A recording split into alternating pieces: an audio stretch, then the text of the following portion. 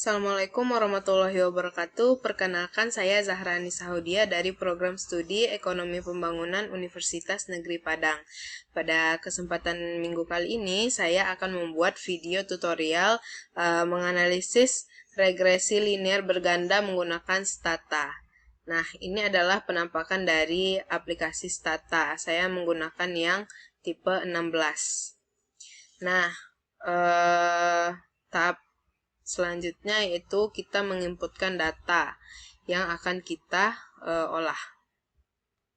Kita ke Excel. Nah, kita copy dari tahunnya. Semuanya.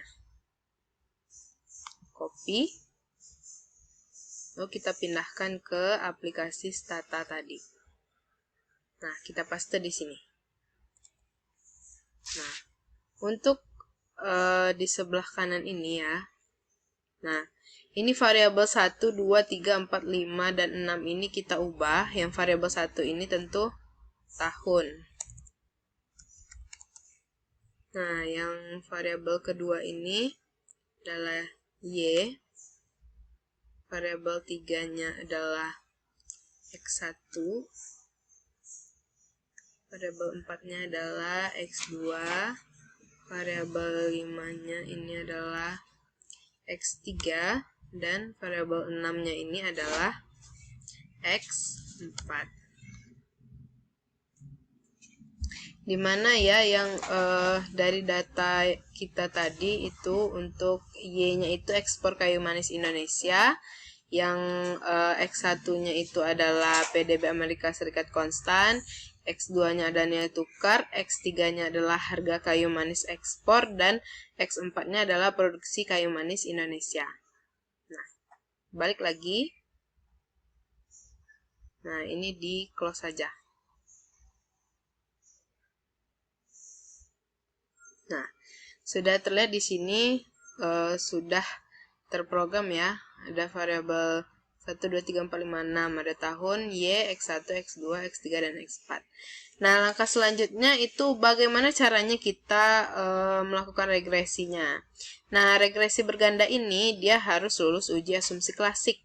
Nah, bagaimana kita melakukan regresinya ini dengan Stata ini? Nah, untuk kali ini saya menggunakan cara yang manual. Caranya yaitu ambil di menu statistik, lalu linear models and relate nih, lalu linear regression. Nah, di bagian model ini yang untuk variabel dependent-nya ini kita isikan Y. Nah, untuk yang di independent variables ini kita pilih yang selain Y. Itu ada X1, X2, X3, dan X4. Nah, untuk di robust ini, SE atau robust ini, kita pilih standard error tipenya itu yang default standard errors. Nah, kembali lagi ke model. Nah, lalu OK. Nah, ini adalah tampilan dari statanya. Nah, ini untuk lebih jelasnya kita pindahkan dulu ke Word. Caranya kita blok semuanya, klik kanan lalu copy as picture. Nah, kita pindahkan ke Word. Paste. Nah, ini sedikit saya edit terlebih dahulu. Di crop biar bisa dibesarkan. Nah, sudah. Selanjutnya ya, nah, ini cara membacanya. Kita masuk ke cara membacanya.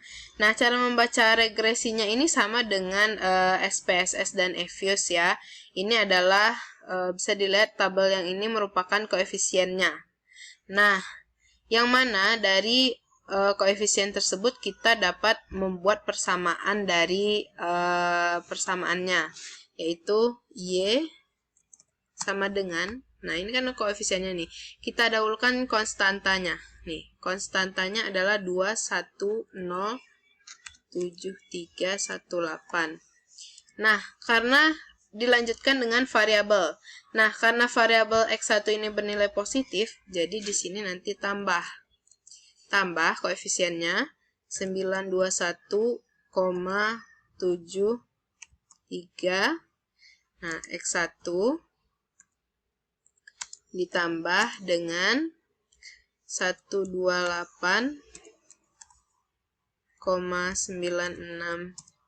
X2 ditambah dengan 450,678,1 X3 ditambah dengan 11,64 X4 ditambah E.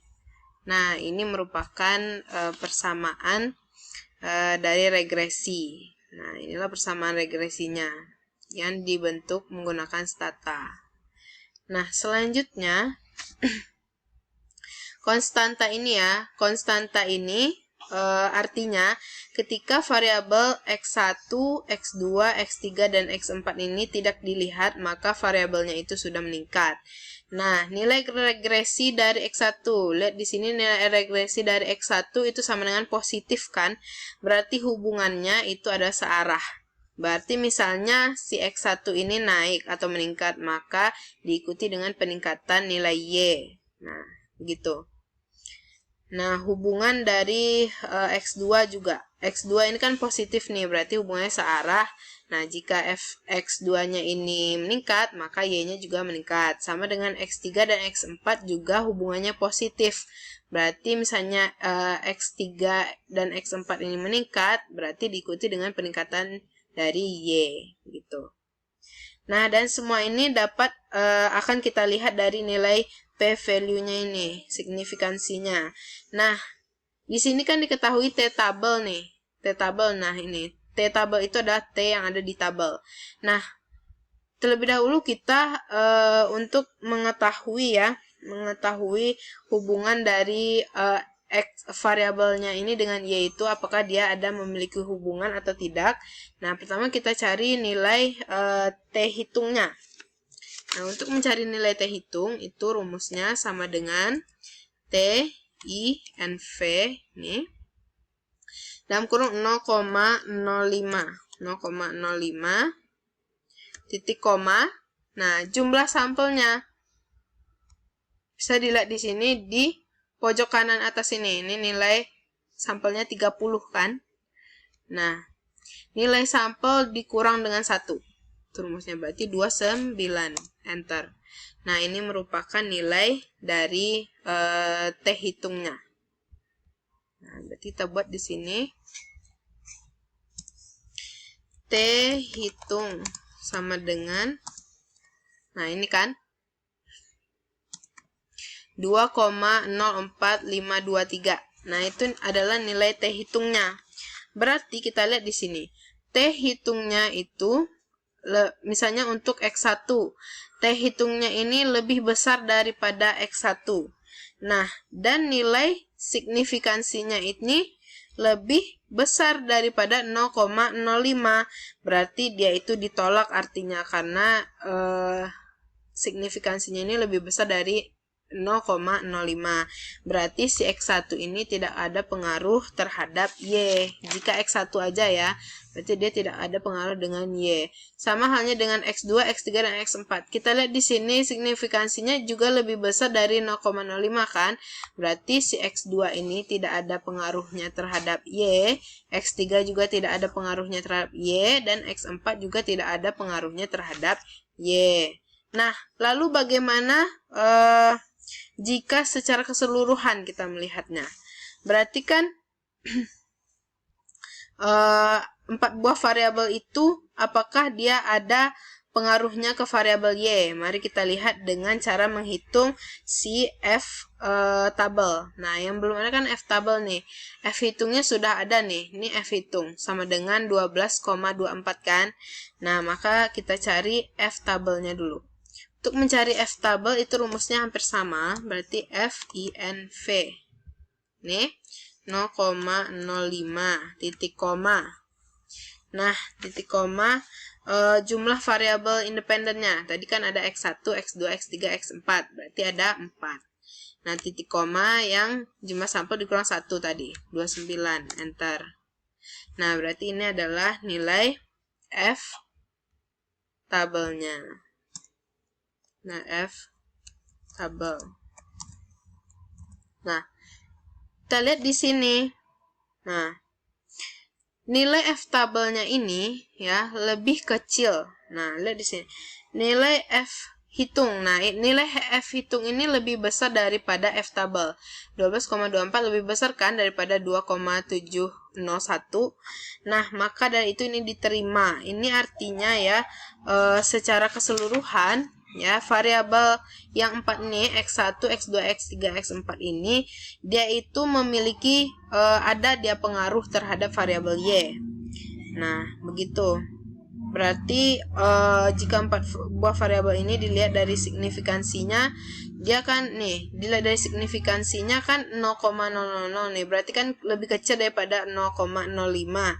Berarti dia ada pengaruh secara keseluruhan. Secara keseluruhan variabel yang 4 ini dia ada pengaruh terhadap variabel y. Nah, begitu. Berarti kalau kita mau melihat besarnya pengaruhnya. Nah, besarnya pengaruhnya ini bisa dilihat dari si ADJ R squared ini.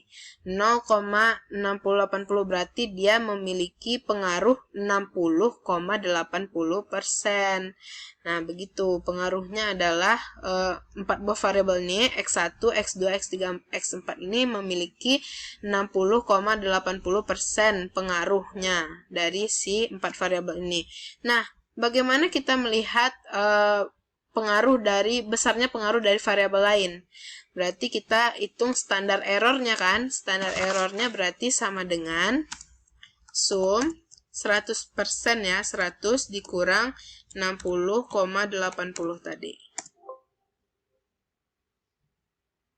Nah, bentar. 100. Nah, ini.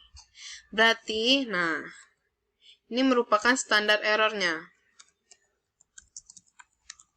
Nah, standar errornya ini 39,2%. Maknanya berarti 39,2% ini adalah yang mempengaruhi selain dari variabel yang 4 itu. Selain dari X1, X2, X3, dan X4. Ini adalah pengaruh dari variabel lain. Berarti besarnya 39,2%. Nah, begitu.